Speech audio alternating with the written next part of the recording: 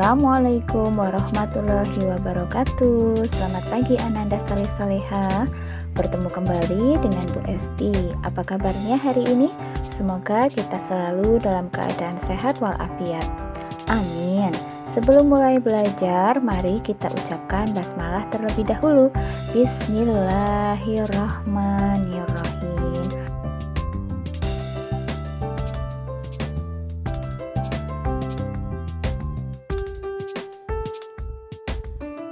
Semangat belajar dari rumah ya, Ananda Saleh-Saleha.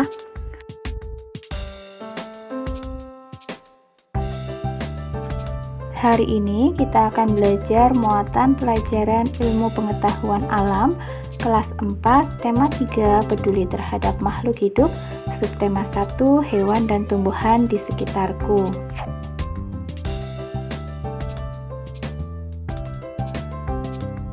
Kompetensi dasar yang akan kita pelajari yaitu KD 3.1, menganalisis hubungan antara bentuk dan fungsi bagian tubuh pada hewan dan tumbuhan.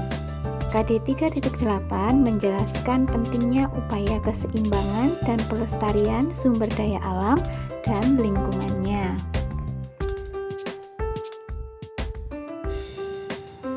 Tidak hanya padi, beberapa jenis tanaman lain juga dapat dijadikan bahan makanan pokok, misalnya jagung, padi, dan singkong. Tahukah kamu manfaat lain dari tanaman bagi kehidupan di bumi? Tanaman memiliki banyak manfaat dalam kehidupan di bumi. Keberadaan tanaman sangat penting untuk menyeimbangkan alam. Berikut beberapa manfaat tanaman bagi kehidupan di bumi.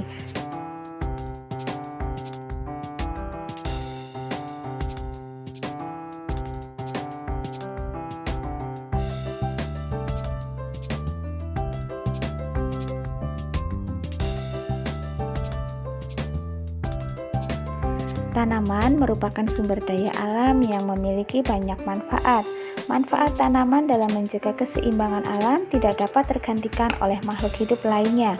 Kelestarian tanaman harus dijaga agar bumi tetap nyaman ditinggali oleh seluruh makhluk hidup di dalamnya.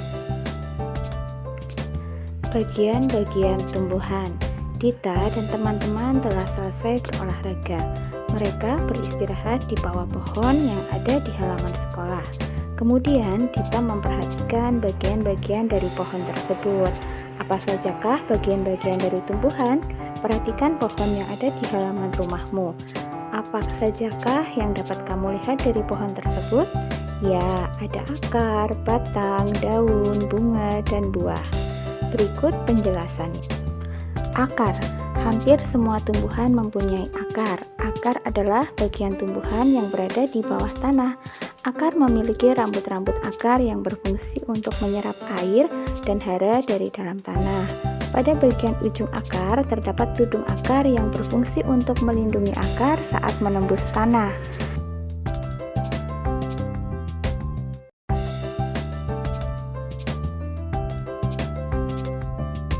Fungsi akar. Akar memiliki berbagai fungsi, diantaranya menunjang berdirinya tumbuhan, menyerap air dan garam mineral dari dalam tanah, menyimpan cadangan makanan, contohnya pada wortel.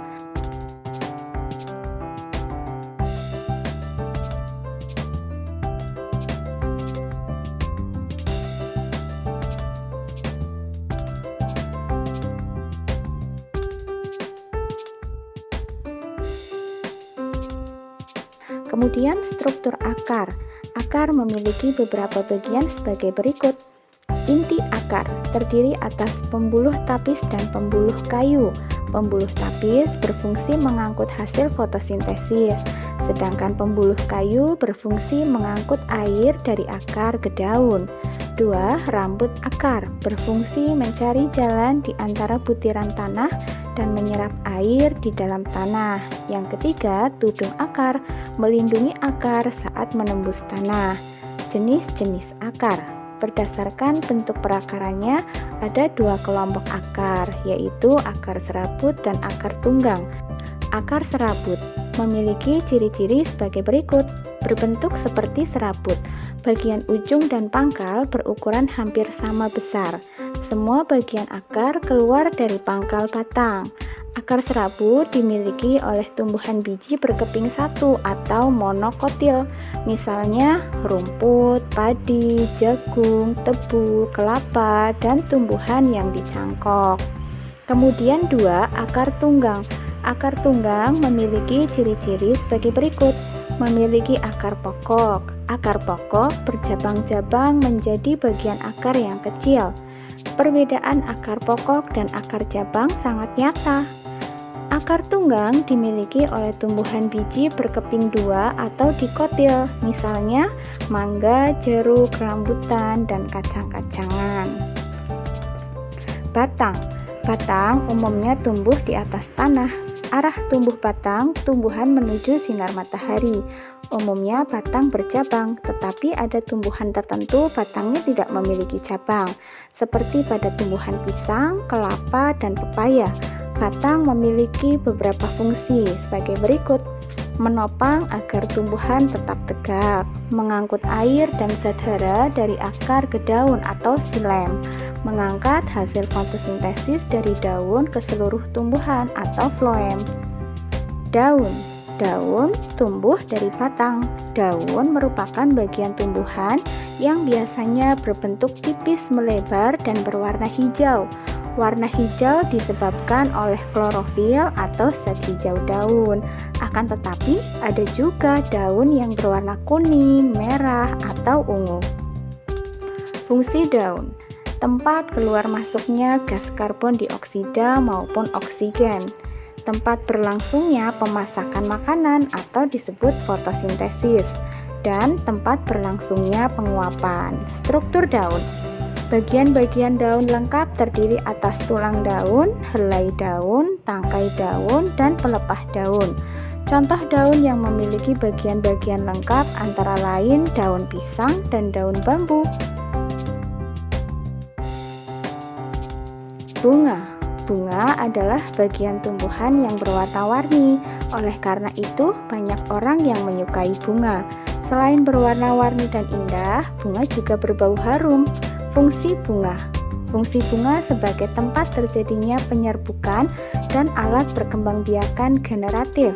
Perkembangbiakan generatif tumbuhan diawali dari peristiwa penyerbukan, yaitu jatuhnya serbuk sari ke kepala putih. Penyerbukan dapat dibantu oleh angin atau serangga. Penyerbukan akan diikuti pembuahan dan akan berkembang menjadi buah dan biji. Struktur bunga. Struktur bunga dapat dilihat pada gambar di samping. Bunga lengkap memiliki bagian-bagian sebagai berikut: putik sebagai alat kelamin betina, benang sari sebagai alat kelamin jantan, mahkota merupakan bagian bunga yang indah dan berwarna-warni, berfungsi menarik serangga untuk membantu penyerbukan. Kelopak merupakan bagian bawah bunga yang berwarna hijau, berfungsi untuk melindungi bunga di saat masih kuncup.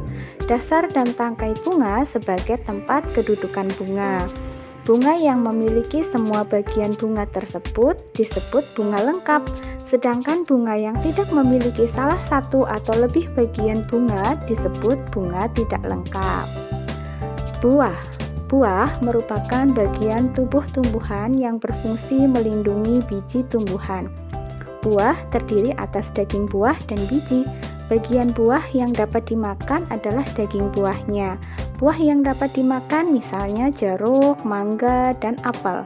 Bagi tumbuhan, buah bermanfaat sebagai makanan cadangan. Selain itu, buah juga digunakan untuk menarik makhluk hidup lain sehingga membantu menyebarkan biji yang berada di dalamnya. Buah sekaligus biji yang penyebarannya melalui air biasanya dilengkapi dengan bagian yang berserabut sehingga dapat mengapung. Contohnya buah kelapa. Buah bermanfaat bagi manusia sebagai sumber makanan. Biji. Biji merupakan bagian tumbuh-tumbuhan yang muncul akibat dari penyerbukan. Biji yang ditanam di dalam tanah akan tumbuh menjadi tanaman baru. Berdasarkan jumlah kepingnya, tumbuhan dibedakan menjadi dua, yaitu tumbuhan berbiji tunggal atau berkeping satu dan tumbuhan berbiji belah atau berkeping dua. Biji tumbuhan berkeping 1 disebut monokotil. Biji tumbuhan berkeping 2 disebut dikotil. Contoh tumbuhan berbiji tunggal antara lain tumbuhan jagung, kelapa, dan padi. Contoh tumbuhan berbiji belah antara lain tumbuhan kacang, rambutan, dan mangga. Berdasarkan letak bijinya, tumbuhan dibedakan menjadi 2, yaitu tumbuhan berbiji terbuka dan tumbuhan berbiji tertutup. Tumbuhan berbiji terbuka adalah tumbuhan yang bijinya tidak tertutup oleh buah. Contohnya tumbuhan pakis haji, damar, dan melinjo. Tumbuh-tumbuhan berbiji tertutup adalah tumbuhan yang bijinya tertutup oleh buah. Contohnya mangga, kacang panjang, dan kacang tanah. Nah, demikian pembelajaran kita hari ini. Semoga bisa menambah ilmu kita. Amin. Mari kita ucapkan hamdalah bersama-sama. Alhamdulillahirabbil alamin. Sampai jumpa di video berikutnya. Wassalamualaikum warahmatullahi wabarakatuh.